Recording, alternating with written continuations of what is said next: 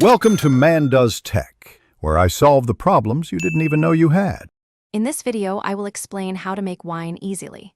We'll start by demystifying the process, showing you that winemaking doesn't require complex equipment or extensive knowledge.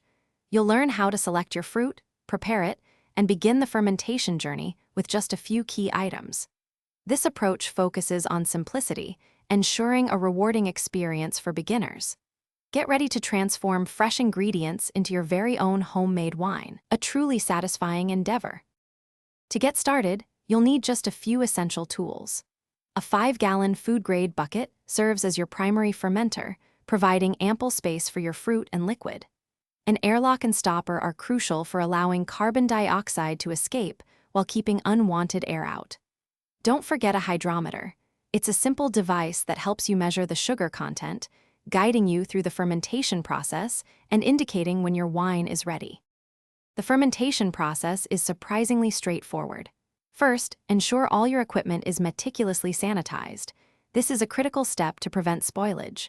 Next, combine your chosen fruit, sugar, water, and wine yeast in the 5-gallon bucket. Stir everything well to dissolve the sugar.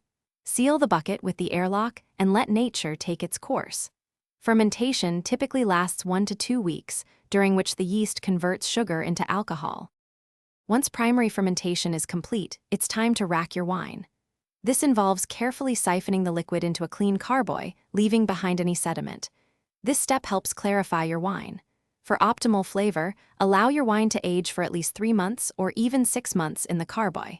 Finally, bottle your homemade creation, cork it, and store it properly.